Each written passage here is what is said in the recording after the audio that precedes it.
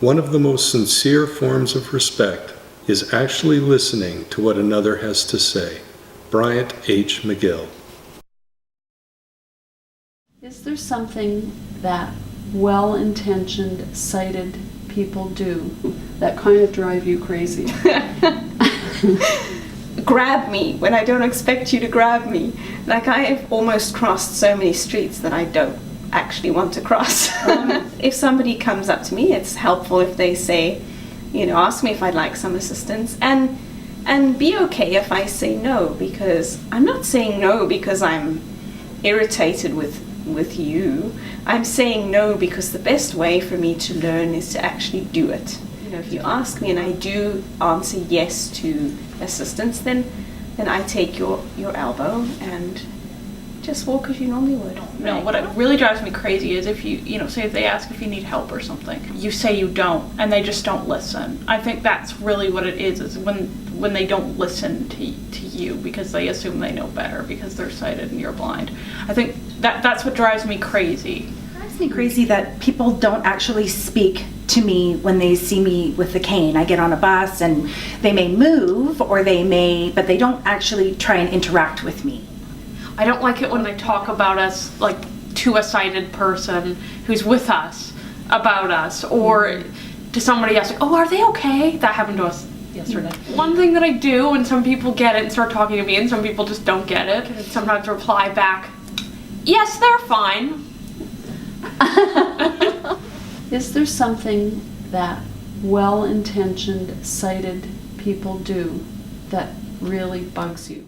Not listening to when a blind person tries to explain what they need. And that can take the forms of grabbing a person and forcibly directing them, all the way down to just insisting on providing assistance when it's not required or desired. How do you handle that graciously? To be honest, I just try to take a step back and understand from their perspective that they don't understand what they're doing, and try to take it from an educational perspective when possible. It does get quite grating after a while, but I do my best to make sure that people understand why what they're doing doesn't work. I've had to say to people, I'm not a vacuum cleaner, I'm not a lawnmower, please don't push. That people feel it's totally acceptable to just touch us, like just grab us and pull us and drag us and push us. If we say please don't do that, they almost some people will get actually offended, like, oh, I was trying to help it. So if people could just listen to what we have to say, if we don't want any help, then listen to that as well, and listen to how we want the help to be given. I think the most challenging issue for blind Canadians today is the lack of awareness of the abilities of the blind. That also, there's not enough training programs here to empower the blind. Is that there is no publicly funded blindness rehabilitation in Canada. You lose your sight, you're lucky if you get a couple of cane lessons, and that is nowhere near enough to become completely independent and confident and successful as a blind person. And some of us do it. Some of us, we just have that drive. We have that, or we're lucky that we were maybe raised in a family that's just very proactive. And so some of us make it, but there's the vast majority do not, without that support and without learning what we call the skills of blindness. Probably the biggest challenge is confidence. And I'm just as qualified as other people to do a job I'm interested in, but it's still hard to look at yourself as being on exactly the same level as someone who's sighted and doing the same job. The lack of dignity and the lack of training, I get that that's two, but they go hand in hand. Dignity will only come when the sighted community recognizes the potential of the blind, the potential we all know in ourselves, and that will only come when sufficient numbers of blind people have the adequate training and other opportunities, such as employment, to make that difference. The biggest challenge facing blind Canadians now is the low expectations of the sighted.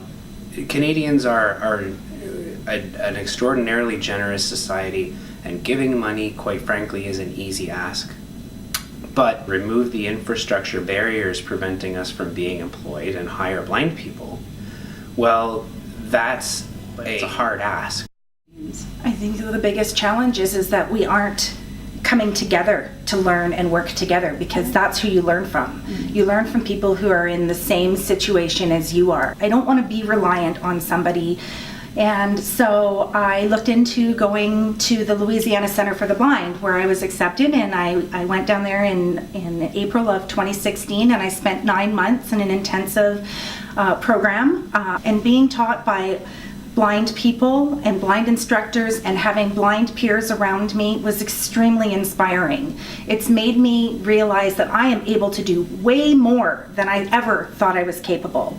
There's just no way to really get the skills to fully be independent, and so I'm depending on people a lot. I don't have the confidence and ability to just go travel places, and my cooking is like atrocious. Like So what really needs to change is that the government needs to start providing funding, and not just to one organization, because that's what tends to happen for other blindness services, is that money will just go right to one organization. It needs to go to the individual, and then the individual chooses what rehabilitation training they want to have.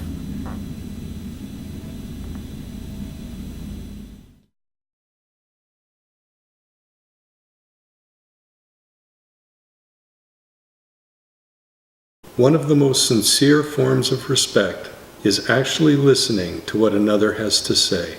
Bryant H. McGill.